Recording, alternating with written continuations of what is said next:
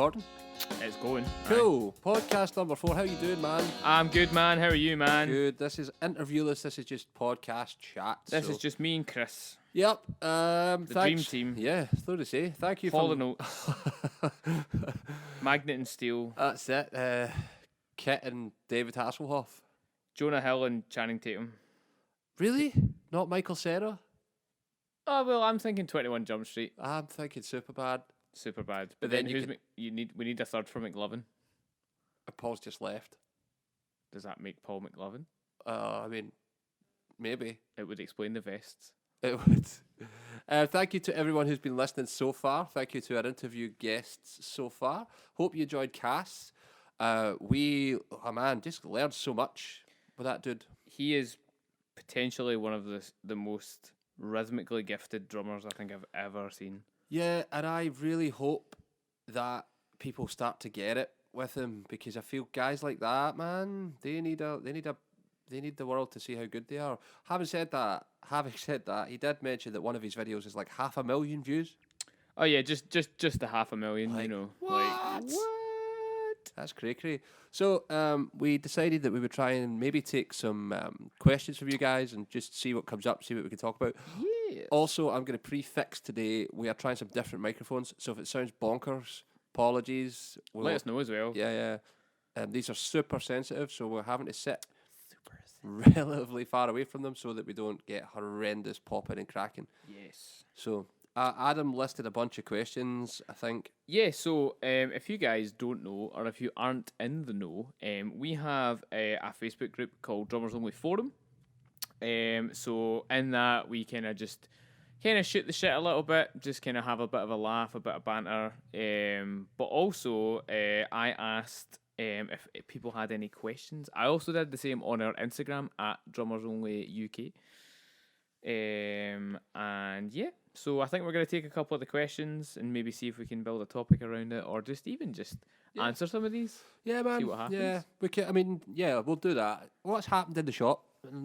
What's happened in the shop? Well, we've just had a big sonar drop. Yeah, man, we did, didn't we? And a big pedal drop as well. Yeah, we really did. Yeah. Lots of drums in just now. And you know, so Friday when I don't really want to date it, but anyway, when the delivery arrived, I'd been to the gym in the morning. Right. And it was arm day. So I was pretty unhappy when a big massive 4-pallet pedal delivery arrived. And I was like... Yeah, and it was waiting on us getting in. Oh, was it? I'm pretty sure, or if it wasn't waiting on us, the guy turned up at like 10 past 10. Wow. Something cray like that. Like, not even had coffee, you know. Yeah.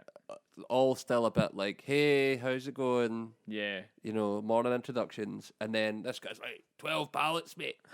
Or whatever he said. Cool. Yeah. You hid it well, I will say, if it was arm day. Thanks. Here's the thing. Yeah. Does arm day affect gig day?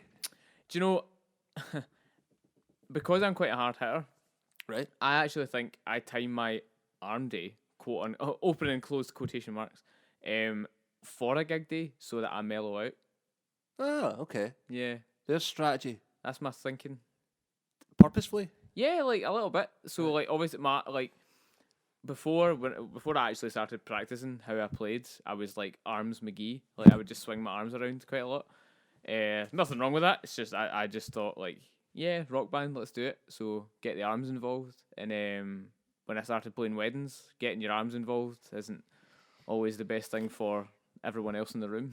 Or like stamina for 4 hours, eh? Yeah, totally. Yeah. Like, Oh yeah, it's drastically different. Maybe we can even talk about this, like the difference between playing a half hour, 45-minute set with your originals band versus 4 hours in a wedding band. Like, yeah, there's a customer we have called Dave who experienced this very thing for the first time recently, because the gigs he was used to doing were like maybe a max 45-minute set, and he was doing quite well. He'd supported Korn and things.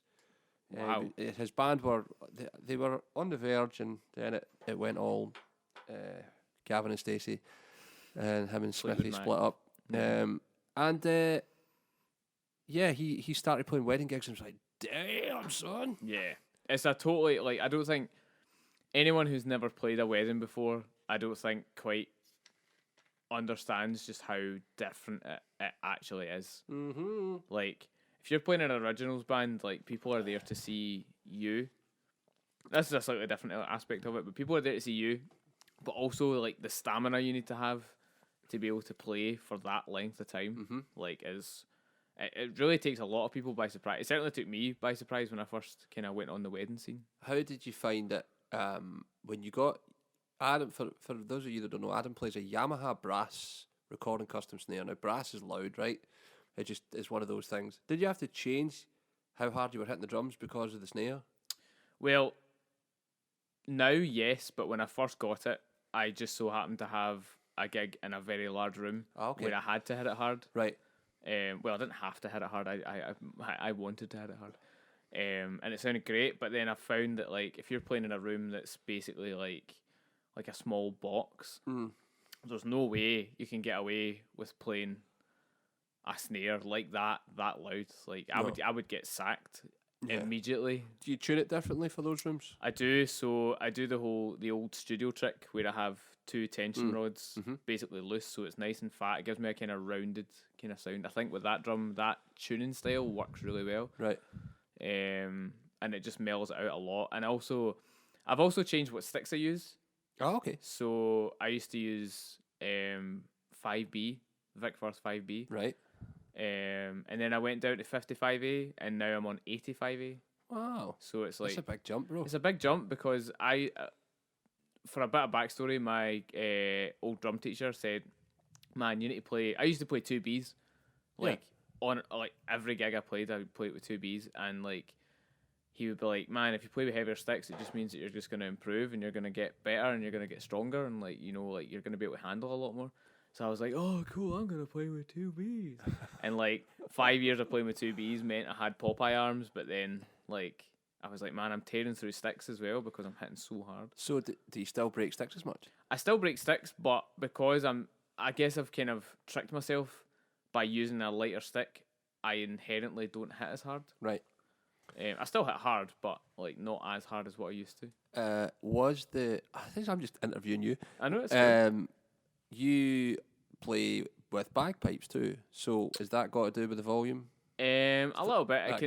It can depend. So having bagpipes on stage obviously is very different from having a vocalist on stage.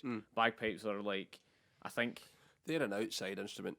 Yeah. Anyone that plays them inside is crazy. They're very, like, I think one of the guys in the band's also a sound engineer, and he said the decibel level on a bagpipe is like the equivalent of someone hitting a snare drum really, really hard. Like, the decibels it reaches is really, really high. So, which doesn't sound a lot. It's like, who cares? But if you're playing in a venue and there's a limiter where your snare drum is, like, if you hit that snare drum, it's louder than the limit. Yeah. Like, it can be a bit hard because bagpipes don't exactly, like, I can play my snare quieter, but bagpipes can't. They have a certain volume. They do, yeah. You can't really deal with that any other way, can you? And they're, like, even if that's without microphones on it. Right. You know, so we, like, the guys in the band have like a kind of radio mic that goes into it, so they can be louder. Wow. Yeah, it's just so front of house wise, everything they can control it a bit more, and everything's a bit kind of clearer. God, imagine having to mix that. Yes, it's the top end out of that would be. It's crazy. Horrible. And, anyway, and getting it through in-ears, like so. That's mute. Yep, off. Bass, please. More low things, please. I mean, I guess. For a while, I did use slightly heavier sticks with that because I had to. Right. To be heard. Yeah, totally. But then now I'm just like, the whole band's kind of mellowed out a lot, so I use lighter sticks. Cool. And also, I found I'm not as tired after gigs. Right. Because even though I still hit hard, like, I don't feel like, you know that way sometimes after a gig, if you've been really going for it, like, your arms are pretty dead and you're just kind of like, oh, I'm pretty knackered. But, like, after a 4-hour gig, I feel as though I can keep going. Cool. Like, do you mic your snare drum? I do, yeah. Right. I mic. How I'll usually do it, and it's changed a bit now, but how I'll usually do it, I'll mic the snare, I'll mic the 2 toms and the bass drum, and I've now just introduced an overhead as well. Every gig? Every gig, yeah. Wow. Every gig we do. That's devotion for you, It man. is. But I also sometimes chop and change my setup. So more recently, I've started going with just like bass drum, snare drum, floor tom, right, and then cymbals. I use a bit of electronics as well. Yeah, I actually wanted to ask you about that, and I'm genuinely picking your brain now Okay, right, because I'm thinking about getting rid of my SPDSX and just using my TM2 right. for like tracks and all that as well. Mm-hmm. But I also don't necessarily want to take 4 pads out, Uh-huh. and I want to have electronic sounds. Right. Help a brother out. Help a brother out. How do you use your TM2? So I use my TM2, kind of a combination of the two ways that I think you're wanting to do it or not wanting to do it. So I have 2 PD8 pads. Yeah, those are the standard drummer pads, everyone. Yeah. And I have 2 RT triggers. Right. So the ones that clip onto the hoops. Yep. For what drums? So I use one of the clip-ons for my bass drum. Right. And the other clip-on for my floor tom. So you're miking a bass drum and triggering a bass drum. Yes. Right. Okay. Just because I prefer that kind of blended sound. So if I put the trigger on the bass drum, I can then blend the electronic sound with the acoustic drum sound. Right. Okay. Plus, I want to put a trigger on it because it's a 16-inch bass drum, and although it's very, very punchy, I like the shock of people looking at a small drum and hearing a big drum. Okay, like cool. so, like they'll see a 16-inch bass drum and be like, "Man, how's that gonna cut through?" Yeah. And then next thing they hear a big slapping 24 sample. Oh. Okay. Wow. And so this is maybe just because I've not got other RT triggers, but I use a PDA in the middle of the kit to trigger like a high disco kind of like doo sound. And on the RT, it's probably very overcomplicated, but it's just my mind's just been like, okay, this will work. The RT on the floor tom triggers a doo. Like a sub drop. Yeah, no. So it's like a low kind of disco tom sound. Oh, okay. And then the PDA over to my far right triggers the sub drops. Okay. Do you run any tracks at any point? We don't. We used to, but that's when I would use the SPDSX. Right. And what I found was the whole point of me wanting to use the TM2 was so that I had a smaller electronic rig, because I felt as though I wasn't using the SPDSX to its full potential. So I was like, why have it? Not why have it, but like, why use it and why take it to every gig if I'm using only a fraction of what it's capable of? Yeah.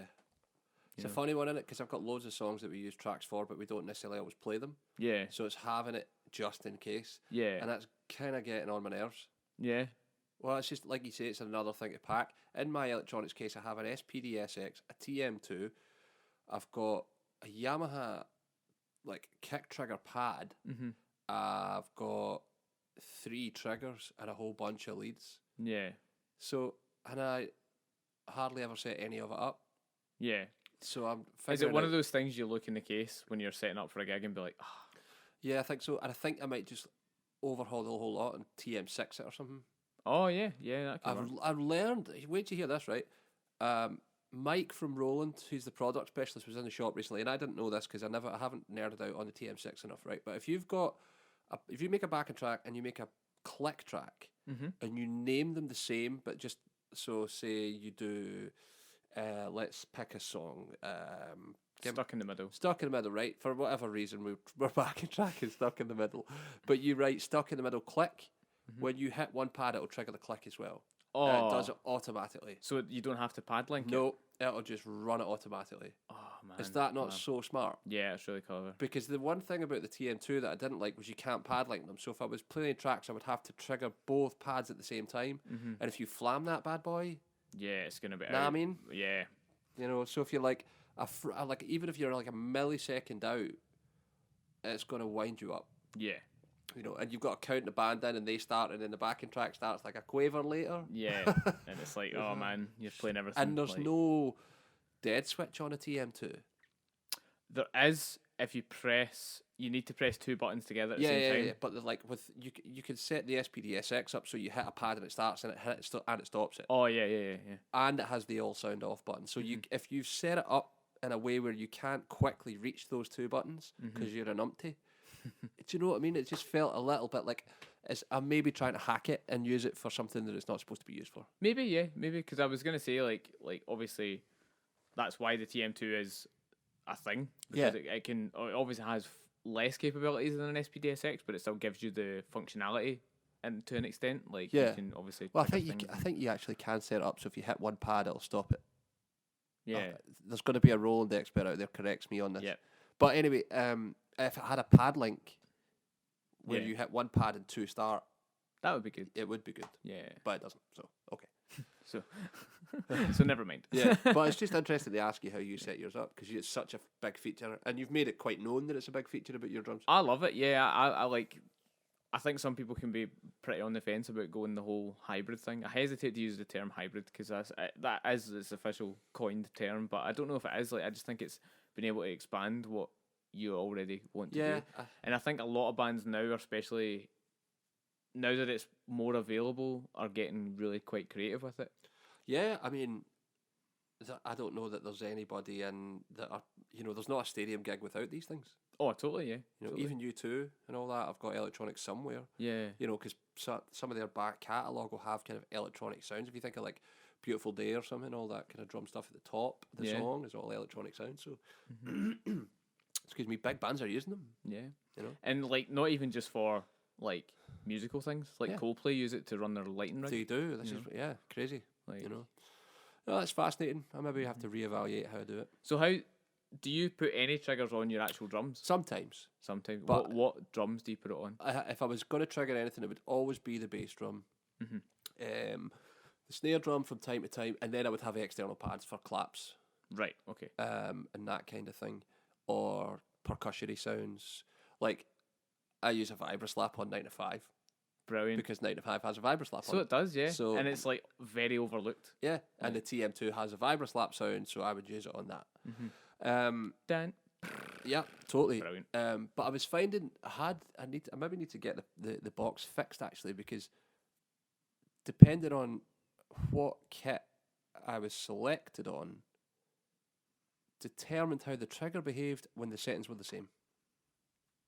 I had this really weird thing happen one night where I changed kit and the bass drum trigger just stopped behaving properly. Oh, really? So it would miss trigger, or and I use a smaller bass drum. I use a 20. So I've got to get the head setting right. I've just not spent enough time dialing it in, really. Yeah. I think I might just need to get in a rehearsal room. Yeah, and just spend some time. I mean, there was one point where I did nerd out and I got a piece of paper and drew a diagram of where I wanted to link the pads and how I was going to link them into the system and all that. But I haven't done it enough. But I found my biggest thing was that the TM2 sounds were way better than the SPD-SX sounds. Yeah. The TM2 came out much later though as well, didn't it? I can't remember. But it was also, the SPD-SX was not designed as a trigger pad. Yeah. It just had sounds generic sounds in it. Yeah. I do agree. I also like that there's like the elements sounds in the TM2. They're great. Like if you just want like the click of a beater hitting a bass drum, you can do that. It took me the longest time to understand what they were for. Really? Did it? It did, really? Yeah. Aye. Man. I think you were like, it's just so that you have an element of the sound. It's like, that makes, yeah. Why is that sound really high pitched? Now I get it. Well, when I first looked into getting a TM2, I wanted to I like to do this. I was the same with the SPD-SX. I want to know everything it does before I get one. Right. Even though I know I want one, I just want to, like, when I get it, I want to be able to use it at pretty much its full potential straight away. Yeah. And it was actually Michael Schack.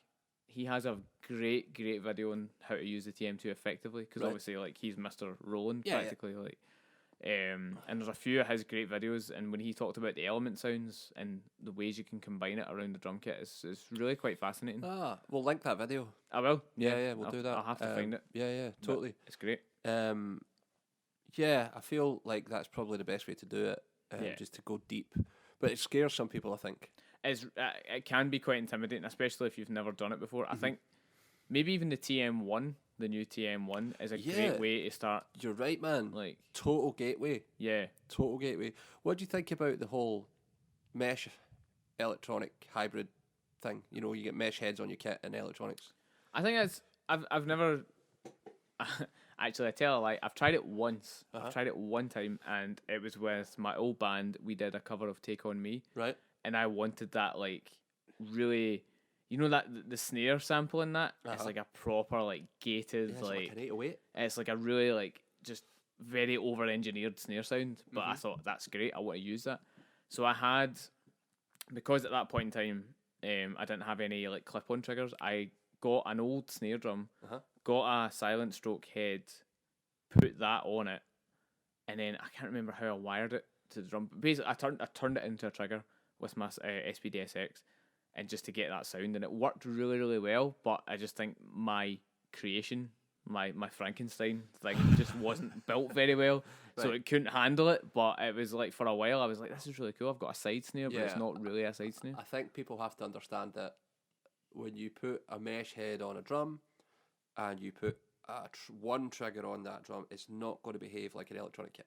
Yeah, because there's only one trigger as opposed to like 3 or 4 sensors under it. yeah, I think oftentimes people expect it to do the same thing, and I think that, man, like if we were keyboard players, you would think nothing about spending an hour with your keyboard at home trying to get the sounds right, but drummers, I think, just want it to plug and play, and then get frustrated when they don't realise that their ghost notes are going to sound exactly the same volume as their backbeat strokes, because that's not what a trigger's designed to do. And I think, like, especially if you're first messing about with the SPDSX, a lot of people like overlook the threshold settings of things, so they hit like maybe as hard as they would, and it double triggers, and they wonder why, and they maybe don't know enough about the module and how to fix that and how to remedy it. 100% agree. I learned the hard way with the bass drum. Yeah, because I did a limited gig and triggered everything from the SPDSX. I meshed everything. Wow. 2 toms, snare drum, bass drum. It was a tough old night, man. Yeah. I learned that I would just, if you're going to do that for a whole night, buy like a KT10 or a Yamaha KP65 trigger pad, like kick pad, because you've got to get, the tension's going to be massively different on a mesh head than it is on a bass drum head, and so the trigger's going to behave totally differently. And if you haven't spent like a full day with your kit doing that, it's going to be a tough old night, which it was, man. It was a really tough night. That sounds like it would have been a really long night. It was a tough night for the whole band, actually, because they were just like, dude, what's going on with the drums, man? Because we were all on in-ears, like, why is the bass drum doing weird stuff? And I just didn't do it properly, man. I tried to be too cavalier and didn't dial in the settings. Nightmare. I mean, I don't think the really busy dance floor cared. Oh yeah, totally. But, like I think that's point of pride. From a band perspective, like stuff like a bass drum double triggering or a snare drum not triggering, like can throw off the full band. Totally. Even Reynolds talked about that, eh? Yeah. The difference between a gated microphone and a trigger. Like if you play badly on a trigger, everyone's gonna know. Yep, everyone's gonna hear it. Yep. And what, like, especially if you've got the dynamic setting turned off. Yeah. Because it's just gonna be straight up. I know a lot of metal guys who maybe use like a TM2 or an SPDSX. To get their double bass drum sound on point all the time, and he's totally right. He hit the nail on the head when he said it at the time. I remember thinking this, like, man, like if you're sloppy by like a quarter of a 16th note, man, that's coming out, like, totally. And everyone's gonna know that you suck. And I am sloppy by more than a 16th note, bro. Oh yeah, totally, man. Amen. I'll drink to that. We just went into hybrid. Accidentally, yeah, but it was cool though. Like I've always been a huge fan of the hybrid thing. I think now that technology is moving so fast, and other companies are coming up with new things that can help you make it really cool. Yeah, EAD, bro. EAD all day, man. Yeah, man. Yeah, guys. If you haven't checked out EAD 10, you're missing out. Yeah, it's killing. It's changing the game for a whole bunch of people. I saw a video on a Facebook forum the other day, and it was a guy's solo drum mix just from the EAD 10 from the weekend, and it sounded like, it honestly sounded better than what you would if you had to sit and mix it all. Oh, like, really? Do we have a link to that? Can we find it? I can try and find it. I think it was on a Facebook group, but if I can find it, I will. If not, just the fact that the guy, he must have took like a headphone out from the unit. And just everything was so clear. He had quite a big setup as well, so he had like maybe about 5 or 6 crash cymbals, and each one of them, even though they were separate areas on the kit, were so defined. Defined. The bass drum was really, really clear, and he put in the comments as well, just saying like, you know, this is on just the arena preset 1. Wow, okay. With nothing done to it. There was no reverb, there was no trigger. Wow. And it sounded incredible. Before anybody asks me why I don't use one, we still use a floor monitor. Oh, do you? Yeah, Gail still uses a floor monitor. So, and there's some venues where the monitor, she stands right in front of the drums. Yeah, so that, and it's a microphone. Yeah, that 2 meter kind of pickup circle will just pick up, so it would cause havoc. Yeah. Great if you're on in-ears though. Yeah, I was going to say, if we were all on in-ears, hell yeah. Yeah. All day. Split the trigger ins at the back, man, have pads galore. Oh, man. It would be killing. It'd be really cool. Yeah. You, so I take it by that you've Have you taken one out on a gig? No, I haven't. Because we've never had enough stock. That's true. They just keep flying out the door. They do. And for that very reason. And I am overly sensitive to the fact that she likes her floor monitor. Yeah. Singers have it tough, man, especially standing in front of a snare drum. Yeah. And cymbals as well. And all that stuff. So I run the board as well. Yeah. So I don't really need to make my life extra difficult. And for everyone listening who doesn't know Chris personally, his singer is also his wife. Yeah. So he's going to get it tight on the way home. Yeah, that car Johnny Home's going to be like, dude, don't bring that thing out again. Yeah. But I'm slowly and surely convincing her to go down the monitor path, in-ear monitor path, so I don't have to lift the bloody thing into the car. Oh, yeah, because that's a hit. That's a weight in itself. It's huge as well. It's like a 12-inch speaker she uses. Whoa, so wow. Yeah, it's a big monitor. So it would be too difficult for me. I don't have enough time to dial it all in and all that, and it's going to change per room and all that stuff. So yeah, not currently, but if we get Gale on in-ear monitors, then yes, I will use it. Yeah, because it makes sense. I know I just went on a big brigade of how much I love the TM2, but I actually think going forward, I would look to get an EAD10 purely for just ease of setup. You know, I don't have to. That's all of a sudden. That's now 2 cases I don't need to bring. Right. One with my microphones, one with my electronics. Yeah. It's because it's all in one. You know. Yes. And one unit that I can put in my backpack. You know, which I'd be bringing anyway. For sure. My concern, realistically, my concern would be the memory.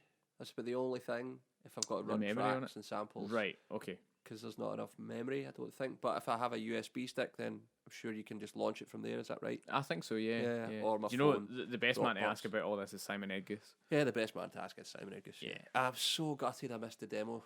It was really cool. He had it on, for everyone who was there, they know this already, and it's pretty much no secret, but he had it on a cajon. Oh, wow. So he was like triggering things from a cajon. Like he had I think there's like a 70s patch on the EAD10, and it sounded like a cajon being played in the 70s. Wow. Like from someone else. And he also provided audio examples of people who have used it on tours. Right. And it's just like everything's crystal clear. Wow. Crazy. That's crazy. Yeah. Cool. All right. That kind of so now all the acoustic players have just been switched off. Yeah, totally. We're not listening to this. It's all the nerds now. What questions do we have? So as I say, I asked a few on the forum and I got a few on the Instagram story. I found one on the Instagram story that I think might pique your interest, and it's also, I'm going to switch things a bit here, Chris, because you interviewed me about electronics. I'm going to interview you now. So this was from, hang on, I'm going to get my notepad. So, Sir Andrew of Squires, username at Sir Andrew of Squires, who is a Leeds customer. Oh, cool. Hi, Andrew. What made you decide to play drums? Oh, okay. Well, let's go down that rabbit hole. Yeah, sure. Well, strangely, it was slightly different for me. I grew up in a household with a drummer in it. My dad was a drummer. And a gigging, like a proper working musician, working man's clubs and cabaret acts and weddings and all of that stuff. He played in a band that could literally back anyone, and they would do things like, they would play in Masonic halls, and the same drunk guy would get up to sing the same song every week, and he would be out of time at the same bit, and they could shift it. And for years and years and years, he tried to get me to play the drums, and I was like, nah, I'm too busy doing anything else. What else were you doing? Play football. As a kid, okay. That was my jam. Yeah. So I didn't, and we would go every year, New Year, we would go to the New Year gig he played at the golf club, and my brother and I would sit there bored out of our mind while his band would play, and it would be a big jam session and all that jazz. And I just was not interested at all. And then I went to high school, and day one of high school, we get music, and we're playing the drums, and I get to play the drums, and the light bulb goes, bing! Straight away. Yeah. As soon as I started playing, I was like, oh, damn, son. So I went home, and I was like, Dad, teach me how to do this. Hook a brother up. And I was a really slow learner Right. at first. At first, it took me like, you know, the Billie Jean rock beat we all learn. Oh, First thing we all learn. Yep. 2 whole days. 2 whole days. 2 whole days Wow. of like trying to do that, Mm-hmm. and eventually gaining some traction. And it was kind of like a penny dropped, and then from there it just went like, I went deep, man. I got really lucky. At school, 2 guys I knew played guitar and bass, and from like the minute I could play, we started playing. Oh, okay. So I started playing music as soon as I started playing drums. That's really cool. It is really cool, and it's really fortunate because I can learn music really quickly. I can learn simpler music really quickly, like pop music, rock music. I learned to play without a singer as well because we didn't have a singer. Yeah. So we would play Pearl Jam songs, just the 3 of us, with no vocalist. We would play... And everyone would know where they were in the Yeah, song. yeah. It tuned me into things like form. So I would know how many bars the verse was versus the chorus. Now it goes to the quiet bit. You know, these kind of pop constructs, there's always like, oh, we're on the bridge now. And we would jam all the time as well. So we would kind of not write tunes, but we would just write tunes. We would just jam out and we would record it. We would get a 4-track recorder or a tape recorder. Like, wow. What's that? I've never heard of that before. like, and I'm talking like on cassette, bro. What's a cassette? Exactly. And we would set the kind of recorder up away from the band, and we would record a whole rehearsal. And like we would all make a copy for each other because you couldn't Dropbox it. Yeah. Oh man. And I was like 12 years old. So from there, man, it just kind of spiraled, and I got into everything that I could get into at school. So I was playing drums in the orchestra. Like, yes, I was playing drums in an orchestra with flutes and strings and tune percussion. And because a lot of the pieces we were playing were kind of orchestral, there were no charts for me. Right. So I got to make stuff up.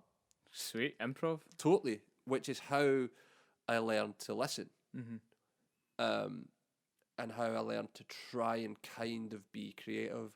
And it taught me about playing in an ensemble, which I think is really valuable. I think a lot of people miss that.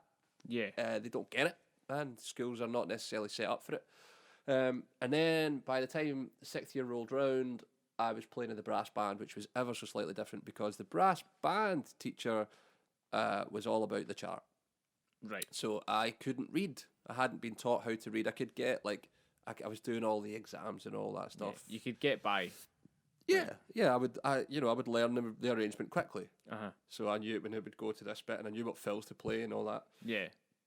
But when someone stuck a brand new chart down, I was like, hand up, what's going on here? You know. So that was a wee bit more challenging. And brass band was way more regimented as well. The conductor had us sitting like in a square basically, so it was very formal and very regimented, and I had to learn fast. Yeah, you would do as well. I've heard like brass bands can be pretty ruthless. Like, but I was also massively arrogant because I was the best drummer in the school vibe, and I was like, I don't care. Yeah, you need me more than I need you. And like literally, that's how I felt about it. Wow. But I kind of screwed the head a bit. We went to Italy. With the band? With the band. We went to Lake Garda and we were playing some beautiful outdoor concerts as the sun's setting, and I'm playing drum solos and stuff, you know. It was really great, man. Really great learning experience. So that was kind of my start. Right. And then from there, did you just like join bands? And I was in a band for a few years actually, and we did this sell out King Tuts and make the albums and EPs and all that stuff. We did all of that. Self-funded the whole lot. It sounded really like Coldplay. Yeah. Because Coldplay were massive at that time. You a big Coldplay fan? First 2 albums are great. Yeah. Not so much the rest of it. The first 2 albums are brilliant. I've met Chris Martin. Have you? I have. We went to see them in Aberdeen and hung out after the gig, and he came out and signed my set list. He was really cool, man. He was a lovely fella, actually. Oh, did you get a set list as well? Yeah, I got a set list off the engineer, and wow, he signed it. And yeah, we drove like 4 hours to hang out. Man, that's cool. It was great. Really great. So yeah, but the band did well to a point, and then just kind of all grew up a bit. And yeah, I mean, I was 20 something by this point. you know, we'd kind of played all over Scotland, and Did that whole kind of yeah, scene. man, I've still got one of the EPs. It's actually okay. Yeah. Yeah, the playing on it is okay. I'm not embarrassed by it. Yeah. I'm not embarrassed by the songs. I thought they were pretty considered songs. They were well written. Did you write any of the songs? No, it was all one guy. It was the guitarist who wrote it all. But I wrote the drum parts. Right. You know, and the bass player wrote the bass lines, and but the guitarist wrote the lyrics and the guitar stuff. And then that was that. You know. Yeah. That was that for a few years, and I didn't play for like 4 years. 4 years? When I went to uni the first time, I didn't play really at all the way through it, you know, on and off, very briefly. Why was that? Just 'cause you're busy studying? Just busy doing other stuff, not really being that interested in it. So just took a break from it, man. And then Alan Dale, our friend Alan, he'd been teaching me when I was slightly younger, but he had come back to being in Scotland for a wee while just before he went to London proper. So I went to see Alan for some lessons, and it kind of kick-started that again. And then they took it off from there. Yeah. Yeah. And that's a kind of checkered beginning in it, at least anyway. What about you? Oh man, do you know it's quite funny, man. When you were talking about how you kind of started out, you and me have a very similar like first kind of start off to how we started playing the drums. Because my dad was also a drummer. Oh, okay. He wasn't a working drummer at that point in time. Like he'd kind of, I say he's getting on a bit, but like he'd kind of moved past that kind of stage, and he was just like, oh, I played, like that's how he met my mum. So So did my dad. That's how he met my no mum. way. Yeah. Was it in the same place? I think. I know exactly where it was. So if it was in Irvine. Oh no, it definitely No, wasn't. okay. No. It was in Dumbarton. All right. where Okay. My mum and dad met. Anyway, side note. So they like so. When I started showing an interest, because I was again much like you, it wasn't until I kind of went to school when I thought, man, this is cool. It was when, do you know when you were saying about the Billie Jean basic rock beat? Yeah. How they did it in my school was on like when you're first going to secondary school, like you obviously get like samples of each. Here's how this class is going to be, kind of thing. And I'd always been interested in music because my sister, she played the cornet, Right. or a small trumpet. Yeah. Brass band. Yeah. See, it's all going full circle, yeah. man. It's all happening. So I like music was always in my life, so I kind of thought I want to kind of get involved in this. It looks pretty cool. And my music teacher, it sounds like a proper like a really weird kind of story, but anyway, so music teacher was getting everyone out one by one to have a go at playing the basic rock beat, and like some people were like after a good maybe 10 minutes, some people were just getting it, and obviously time's marching on in the class, so everybody's like kind of getting their turn, and some people were really like starting to get it, other people weren't getting it at all, and it was just kind of so blah blah blah. Long story short, like it was my turn to go and sit behind the kit. Sat behind the kit, and he's like, okay, like here's how to do it, and I started playing it straight away, Right. like as if I'd been doing it forever. Wow. I was like, what? Yeah. I wanted to use stronger words there, but I wouldn't.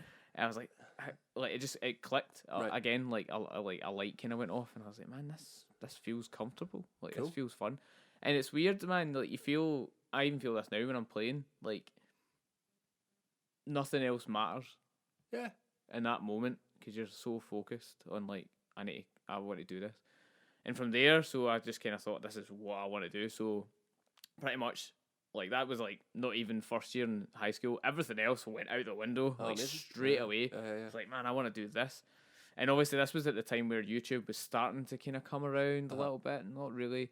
There wasn't a great deal amount to learn off, but I just wanted to play. I just wanted to play all the time, make as much noise as I could. Where we were in the house, the best I could get was either a really poorly made electronic kit or, like, a practice pad and some sticks. So that was kind of all I had to go, or a pillow. And some sticks, but either way, it didn't matter. Like I wanted to play. I was again known in my school as like, oh, that wee drummer guy. Right. Like yeah. so, I mean, whatever. So from there, I was like, school wasn't really working out. So I thought, man, like as you can kind of guess.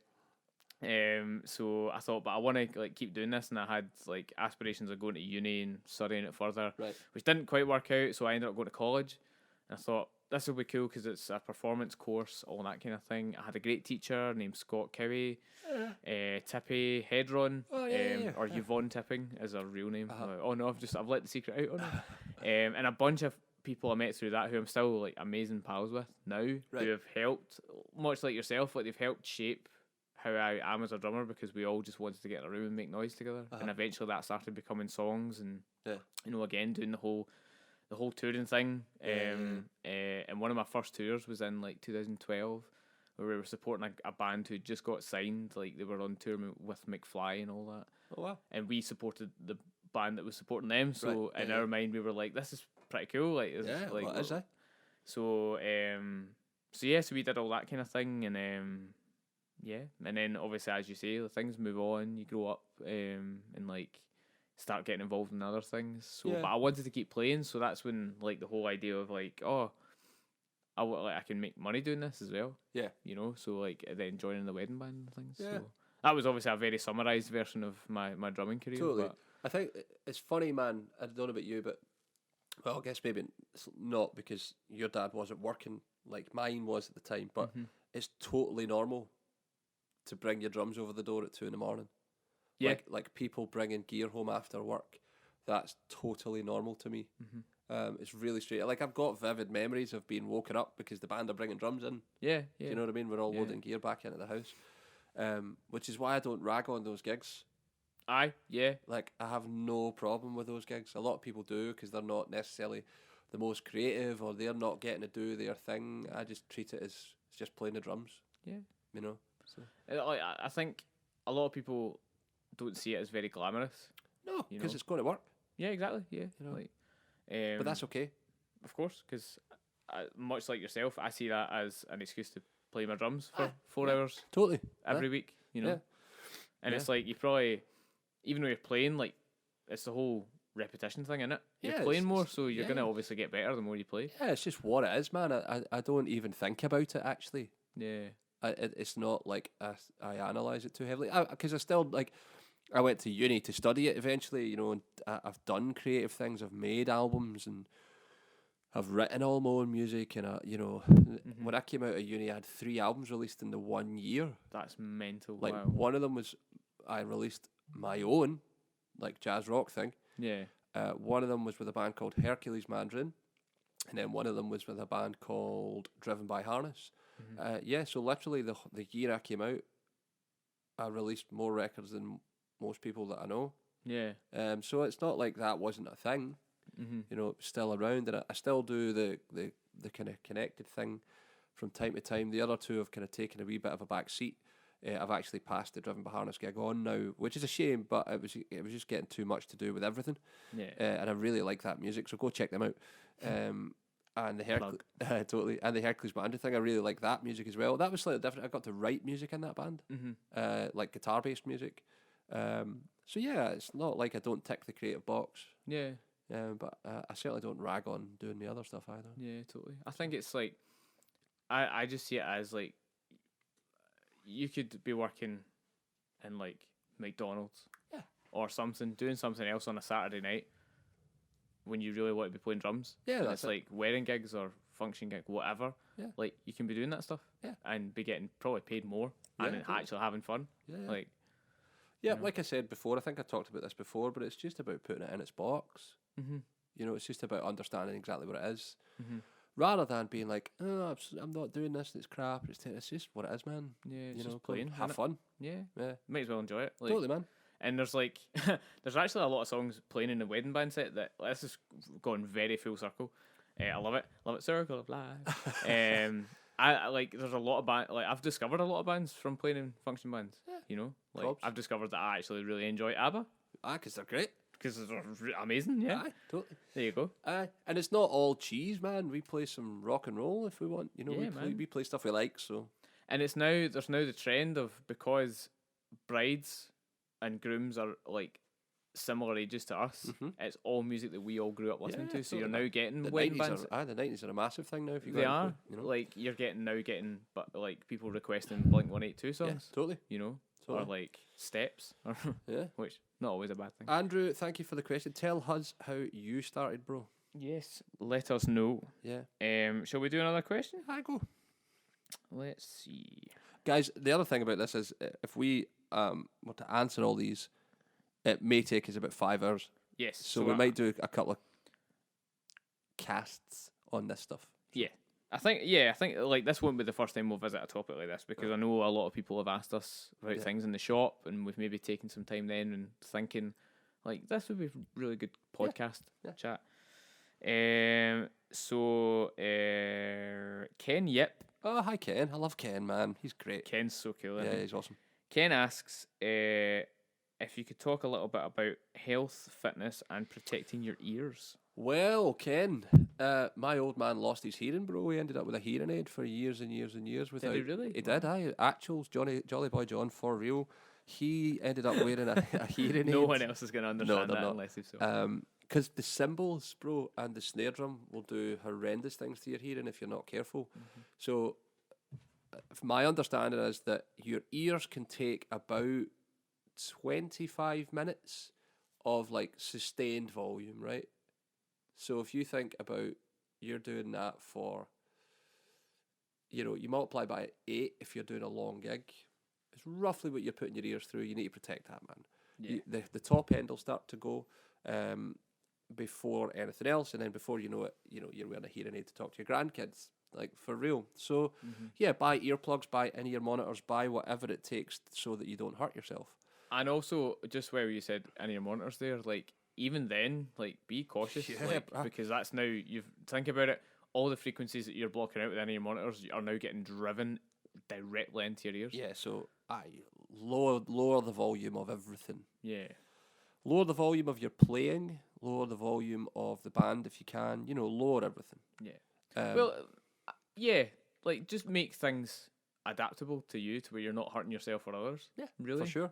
For sure. And be sensitive, man. Like, I've done depth gigs where I've hit the snare drum and seen the singer wince. Mm-hmm. So, okay, right, I can't keep hitting this hard. That's just not happening. Mm-hmm. It's not fair, so, yeah, you be sensitive to that. But, yeah, definitely protect your hearing for sure. Yeah. What was it? Health and what else? Health and fitness, just like things that you do. I'll give you could take the floor on fitness, man. You do a wee bit more than me. I dabble. Yeah, just what I've found recently, and I only discovered this, I guess I discovered this maybe 2 years ago. And Craig Reynolds spoke about, he's a big fitness fanatic, and he, it does obviously impact your playing a lot. Sometimes in a bad way if you've been maybe lifting too heavy weights or whatever, but also in a good way, your cardio goes through the roof. Yeah. I read somewhere, or in fact, no, I never read, sorry. My old college lecturer told me that, did you know that allegedly before any Metallica gig, Lars Ulrich goes for a 5-mile run? Oh, wow. To get himself in the zone. Well, there you go. And it's man, and then he's going out to play a rock show. Yeah. And it's man, a lot of people have a lot of beef with Lars, but I mean, I don't see anyone else. Respect. I don't see anyone else doing that. So yeah, I think just looking after yourself a little bit. Yeah, I mean, don't be a dummy and eat horrendous things before you go and play a gig and water. Carter Beauford warms up and he drinks salt water because when he sweats he loses salt, obviously. Yeah. So he drinks salt water before he plays. Wow, I didn't know that. To just try and keep his system replenished, keep water on the stage. Look after your body. Says the man who does jiu-jitsu. Yeah. I'm currently dealing with an injury, actually. My right shoulder and shoulder blade and back it's really sore because I got tapped out. Without getting into the nerdy jiu-jitsu side of it, I got submitted training and it hurts like hell. So there's a physio. Has that affected your playing? Well, yeah, actually, strangely, the other night my seat was really high and it felt like somebody had been messing with it. And it was causing pain because my right arm was at the wrong angle for my hi-hats, so I had to lower the stool, which kind of alleviated it. So it doesn't actually affect. I'm not sore when I play, unless on Saturday I went for a crash and just threw the arm out too quick. There was a little bit of a nip, and I was like, pay attention to that. Here's a question for you. Do you, even on wedding gigs, do you warm up? No, because I set the gear up. Right. Okay. So that's physical enough. Yeah. Lifting a PA in and out of car and throwing the PA up. So yeah, I kind of treat that as a warm up. Yeah. But I also don't hit very hard. Right. Okay. I have played a gig where this was horrible, but my right hand, thumb, and index finger completely seized, Oh no. and I couldn't pinch. So if you think about like pinching your thumb and index finger together, I couldn't do that. Wow. It was really scary. So why was that? Was it just like overtension? I don't know. To this day, I still don't really know what happened. So if you imagine being able to only hold the drumstick with your pinky, ring, and middle finger, because your index finger and your thumb Don't want to get on. No. Yeah. And you've got like 3 songs left of the set. Oh man. It came back, but it was really scary. Yeah. Really scary. Was that when you were like, man, I need to like check myself before I wreck myself? Yeah, I just was like, maybe I shouldn't hit the drums really hard. Yeah. You know, so I spent a lot of time, when I went to college as well, I spent a lot of time learning how to do that. Mm-hmm. But, you know, Dave DiCenzo, the great Dave DiCenzo, talks about this. He keeps a practice journal. And in it was a picture of him when Dave DiCenzo, check him out, he's amazing. But he used to play for Cro-Mags, who are like a mad punk band. Mm-hmm. And he's got a picture in his journal of him where he's 16 years old and he's like, his head is down and his hands are raised behind his head and you can see every muscle flexing in his body, and it just says underneath it, what not to do. And he suffers with tendinitis from years of playing too hard and over gripping and all that stuff. So you've got so many things to consider. Thomas Lang had to get the carpal tunnel operation on both hands from the wrong sticks and over gripping and all that stuff. So yeah, because his signature stick changed a little bit, didn't it? It did. It was it did, and he doesn't play traditional grip now, like at all. Actively won't.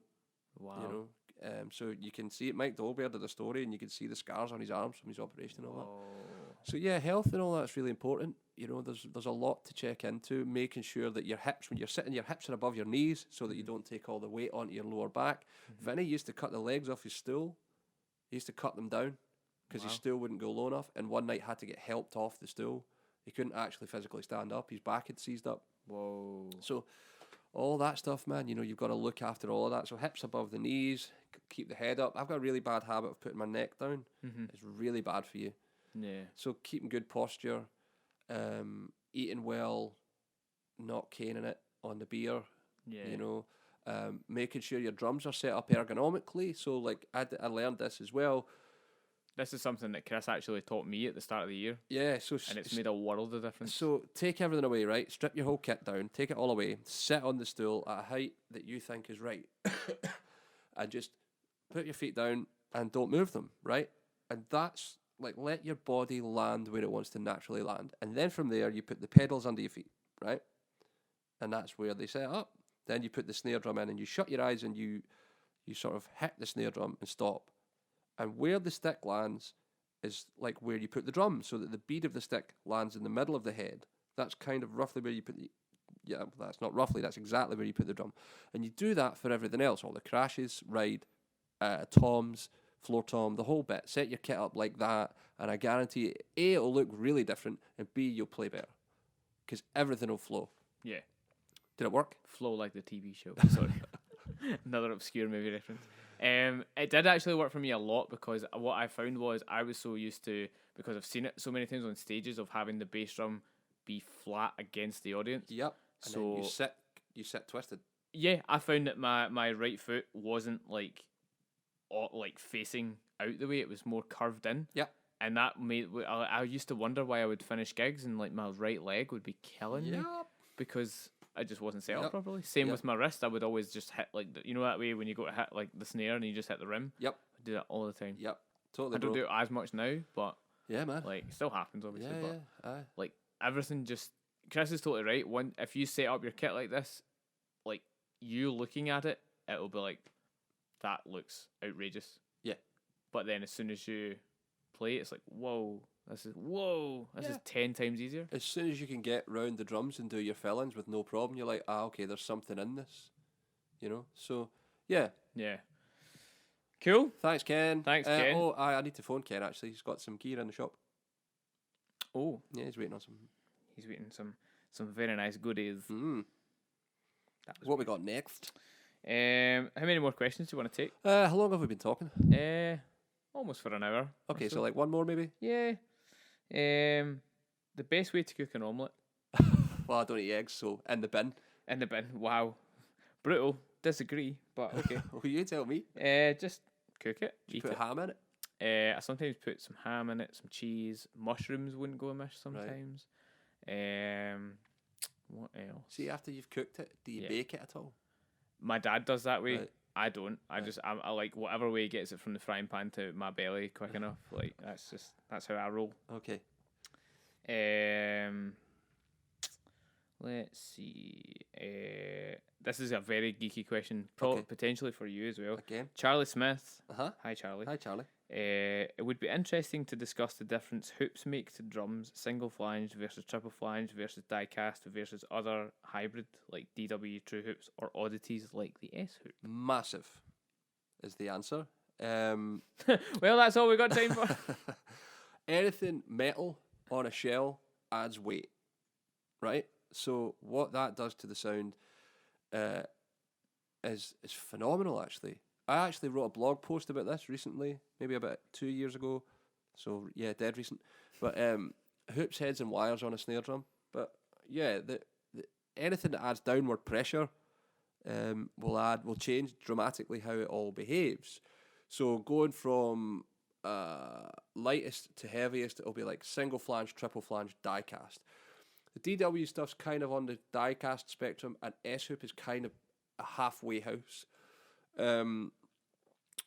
I prefer triple flanged because I think that I can tune the drums, the snare drum especially, to where I want them quicker.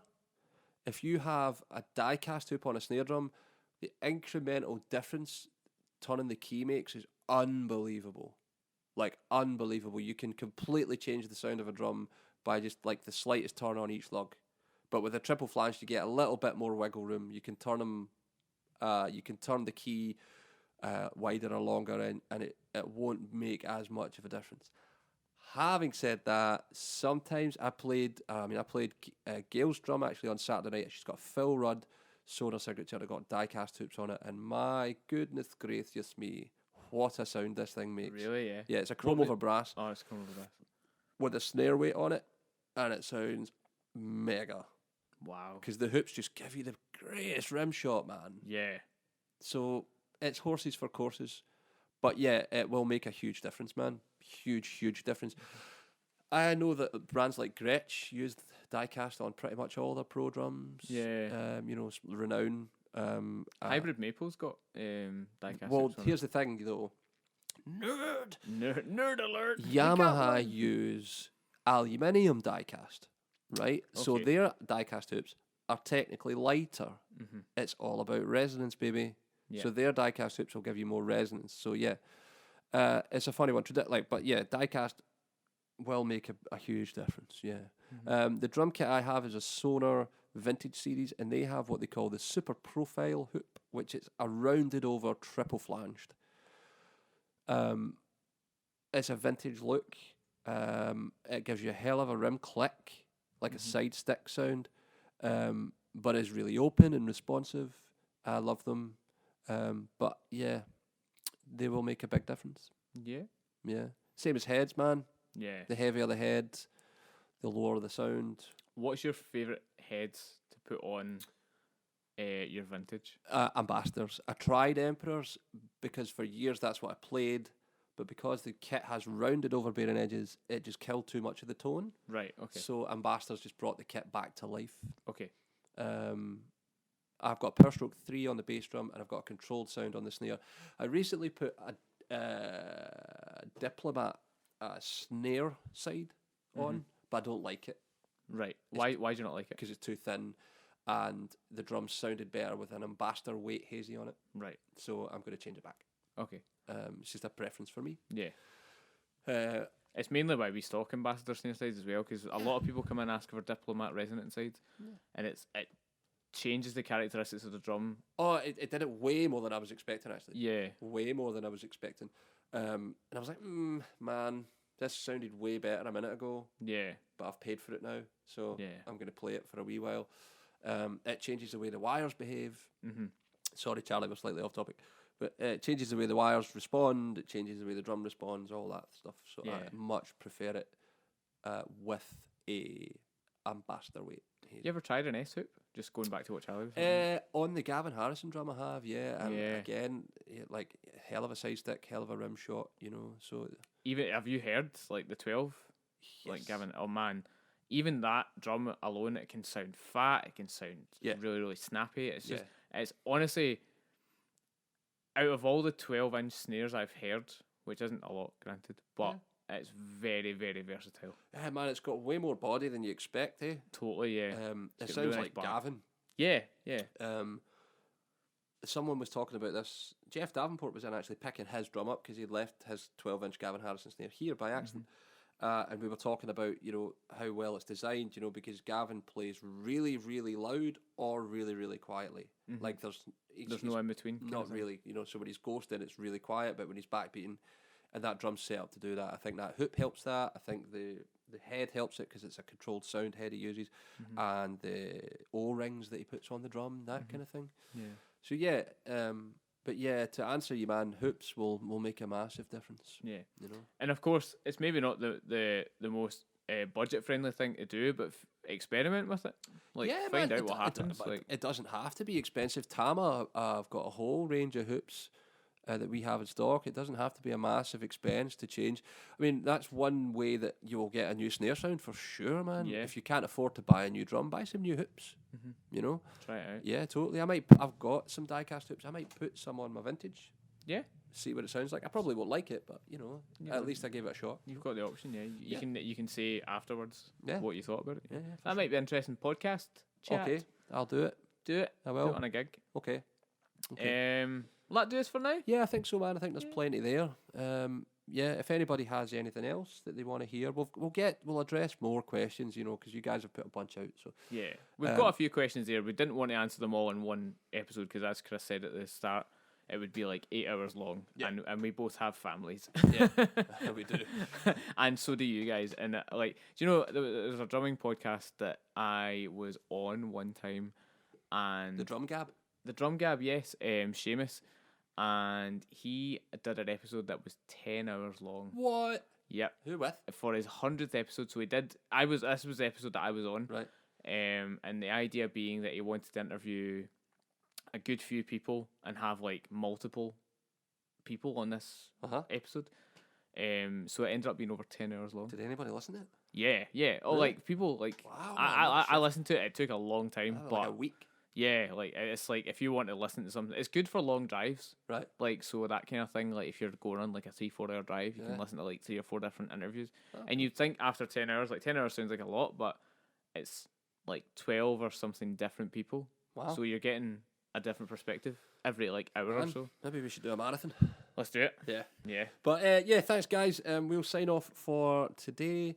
And the podcast after this, we've got another very special guest, so we're looking forward to having him. Yes. In the meantime, you can always reach us on Facebook at Drummers Only UK, Instagram Drummers Only UK, Twitter Drummers Only UK. You can email the shop at info@drummersonly.co.uk if you've got any requests. If you want to maybe get yourself some S-hoops, you want to get yourself some new hoops, some new heads, whatever. Yep. Come and visit us in both Glasgow and in Leeds. Yep. Jake's a very nice guy. He's Jake's a lovely dude. So go in and see him because he makes a cracking cup of tea. Yep. And of course we make some decent coffee here as well. And if you guys got any questions, any ailments, within reason, come and see us. And we'll hook you up. Do it. Thanks, guys. Oh, and before we go, we're open 24/7 on drummersonly.co.uk. Holla. Holla. See you next time. Bye-bye. Bye-bye.